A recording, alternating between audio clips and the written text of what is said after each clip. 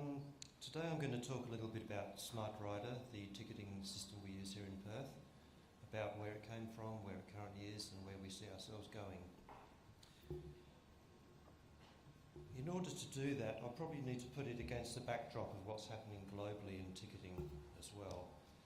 So, my first slide, the blue bars really show the various ticketing technologies, and the yellow sub-bars are what we in Perth did. So if you start at the top, the paper ticket's been around for a very long time. The earliest I could find references to it was back in the 1920s, and it's still going strong in most cities around the world and still in Perth. And it's unlikely to see that actually will stop. Magnetic stripe tickets came in about 1980. It's still very widely used across the world. While more wealthy countries have moved towards smart cards, there is an awful lot of mag stripe cards still being used even within this country today. So that technology will probably keep going. It's still going currently, and it probably will keep going into the future. In Perth, we introduced the multi-rider mag stripe card in about 1989, and we discontinued it about 1 month after we introduced the Smartrider card. We had intended to give it a 3-month grace period, but we took the machines off the buses and the platforms just 1 month after Smartrider, because that was going quite well. So smart cards themselves started becoming ubiquitous in about 1990. It's the predominant ticketing medium throughout the world. And again, there's no sign to that technology being phased out anytime soon. And in fact, we even look here across the country at Sydney with the Opal card, which only really went fully live during last year. So there are still cities still introducing smart card schemes even today. It's a very convenient thing for the customers. It works well. It's relatively easy to manage. It's about 2010, London took a good hard look at what they do in collecting fares, and they worked out that the cost for every £1 they spent running their ticketing scheme, 36 pence of it were to do with the collection, selling of smart cards, topping them up, and help desks and all that thing. So they took a very brave decision and thought, well, our primary purpose is not ticketing, our primary purpose is moving people around. So they tried to start taking that as their primary position and started to move away from the emphasis being on the ticketing system. It's an adjunct. So they introduced, excuse me, they introduced the introduction of credit cards, or more commonly known as EMV cards, EuroPay, MasterCard, Visa, in 2012 on the buses. That was fairly easy because they have a flat £2 fare on the buses back then, and so that went on the buses very easily, and they obviously spent a lot of money and spent a lot of time developing it. It took them another 18 months to get it working on the tubes, where obviously the fare is variable and they have to check in and check out through a fare gate. After they did that, they also started accepting Apple Pay and Android Pay. Android Pay less so, I have to say. But Apple Pay was actually a very small step for them to add on to being allowed to allow people to use their normal credit card just to get onto the tube or a bus. In Perth, we're aiming to also move towards the EMV or credit card technology in the next 2 to 3 years. It's probably going to take that long. It's very complex and quite expensive. And again, you'll see we've got a little yellow bar against mobile phone there, so we hope to do that as well. And I'll talk a bit more about that later. So in the future, there are other questions about what's going to come. So this slide shows the take-up of Smartrider. We introduced it to seniors and then to students in mid to late 2006, around about here. So we started to see some take up there. We then started selling standard Smartriders to the public in about January, February 2007, although our official release go-live date was April 2007. So you'll see the massive take-up here. Now that was when we introduced it, and we opened a new rail line at the end of 2007, and after that you'll see there's been a steady but fairly predictable line of increase of take-up of the Smartrider. Now the jump that we saw here, there was a bit of a jump from here up to here, that was the increased patronage due to the Mandurah line opening. And the increase here is partly due to increase in our patronage, but also partly because more and more people have moved away from cash tickets to Smartrider. When we introduced it, we had about a 50-50 split between Magstripe cards and cash, and that was the case when we first went live with Smartrider, but now we're up to about 80% penetration on that. So we've issued over 4 million cards in Perth. We have 400,000 in active use, which means they're cards, unique cards that we've seen in the last 3 months. That's just our measure. There are probably another 1 million to 1.5 million cards which could be used. So you asked where the other ones are. Well, a lot of them broke or got lost, and I imagine there's probably a very large number down the back of people's fridges or under the cushions on the lounge. So we do collect 800,000 transactions a day from tag-ons and tag-offs. We have an automatic top-up facility from the bank, which is very popular amongst our regular commuters and people who pay higher fares. And as I said, Smartrider 80%, cash 20% in the commuting periods. It's a little bit lower in some demographics and some areas and sometimes a day.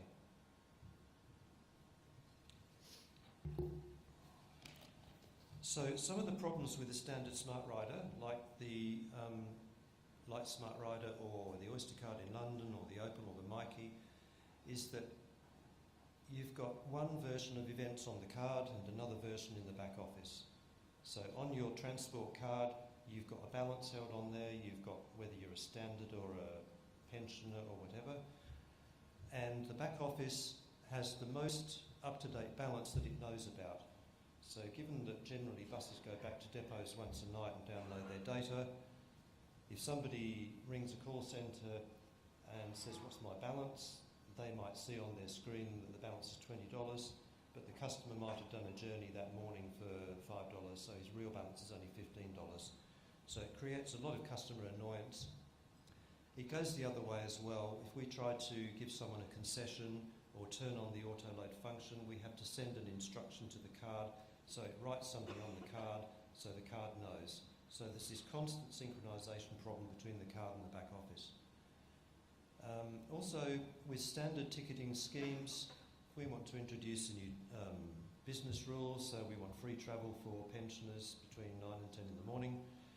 It usually involves a long process and a lot of cost from getting the software modified for all the ticket machines on the buses and the rail stations. That usually takes a couple of months at least to get done, and then it comes and we have to test it in the lab thoroughly, and then we very cautiously and with our fingers crossed put it out to a small group of buses in the live network to see if it works okay. So it's a very costly and time-consuming process, and also quite a bit of risk in actually sending out new software versions to a live bus fleet, as you can imagine. So across the world there's a bit of a trend towards what we call an account-based back office, where the balance itself and the card type and all the other information isn't actually stored on the card anymore, it's just in the back office. And all the card is a unique identifier. So you tag on with your card, the back office gets a message saying card number 12345 tagged on the bus in Subiaco, and the back office says, "Oh, that's Phil Quenby's card," and it then works out where I went to and charges a fare. So it's a bit like, I guess, a prepaid mobile phone. Is the phone itself doesn't really know what remaining balance is, but the back office knows. And that overcomes a great deal of problems.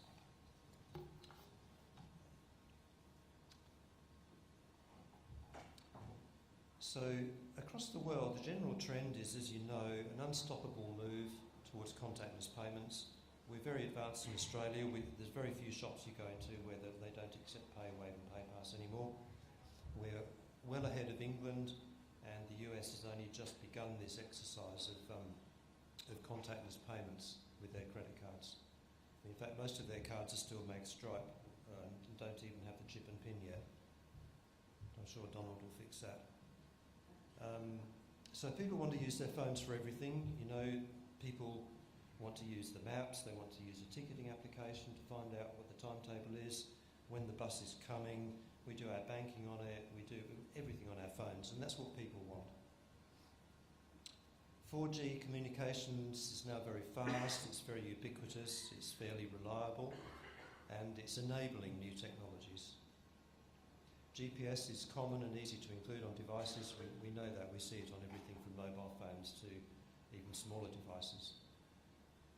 London, as I said, introduced credit card payment across their scheme, and they've now got 30%, last time I checked, of all of their journeys are used.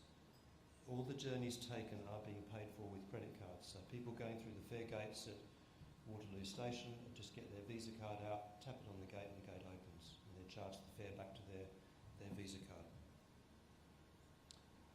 Chicago and some other very large cities are accepting credit cards, and there are also many other smaller schemes around the world. Sydney has bravely said they're going to introduce this technology in 2017. It was Q1, but now that's, I believe, been pushed back a little bit. They've got a little bit of a step ahead because their back office is the Prestige system, which was also used in London. But nevertheless, there's a lot of complexity involved, both technically and commercially, to set up all their relationships, because everyone wants a cut of the fare.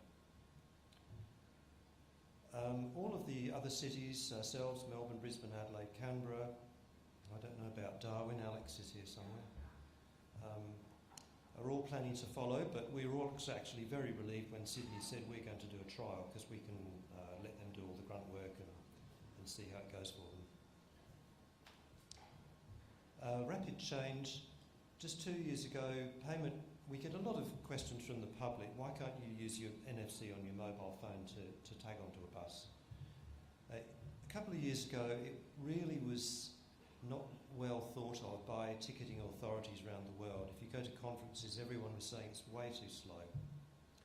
Normally with a smart card, you tag the card, it generally takes about a third of a second to do that transaction. With a mobile phone, it was more than double that. And it might work on a bus, but it slows down boarding times. If it's on a fare gate in a busy peak period time, it starts to become a real problem, and people start hesitating and backing off and bumping into each other and all sorts of issues. So 2 years ago only, it was considered not likely to happen. It's very complex, as I said, both technically and commercially, using the straight NFC function, that stands for Near Field Communication, on your mobile phone. But Apple Pay was introduced, Android Pay is being introduced, and they have greatly simplified the whole process. And basically what these do is digitise your credit card into your mobile phone. So what they allow now is for you to use your mobile phone to put it on the fare gate or the validator on the bus, and it sees a credit card. It doesn't see a mobile phone, it sees your credit card. So they've greatly simplified it. London has set the trend. They did all of the hard work, all the negotiations with the banks and with the card schemes, and they've been extremely open with the problems they had and sharing their experience. They come to conferences, they're very transparent, which we were all very grateful for. That's the point I made earlier. It's still complex, but it's not nearly as bad as it was. So PTA has a bit of a roadmap. We're planning to do a number of things. We've developed plans, we've got a cost for it. We're just trying to seek funding to do that work. So the first step will be to update the machines to send the transactions. So if someone gets on a bus, the back office will know about it within a few seconds. And that is going to be enabled greatly by the fact that we introduced our real-time tracking system last year, and the ticket machines send their position updates every 30 seconds to the back office. So we have the channels there, the comms is already there, and it's not that difficult for us to get the transactions. And with that, we can actually start to do our account-based back office. So at the end of each day, we will look at all of the transactions that came in from the field and say he got on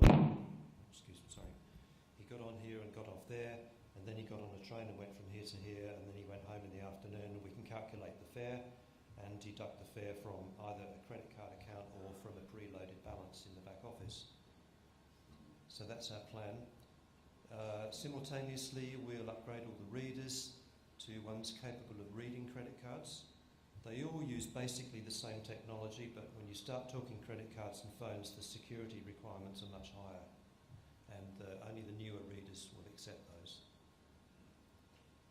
We will always, well, I believe we will always retain the Smartrider Card, but we're going to switch it to a cheaper but more secure card, and allow mobile phones to be used as well as credit cards. So we'll have acceptance of credit cards, mobile phones and Smartrider. The benefits we hope to see are faster transaction times, because if the ticket machine doesn't have to calculate the fare, and the fact that you've done a transfer and it's off-peak period and you're a pensioner, it doesn't have to do any of that. The transaction can be a lot faster for the customer. And we're going to keep a bit of an eye on what's coming even after credit cards and mobile phones, because there are always being new ideas talked about.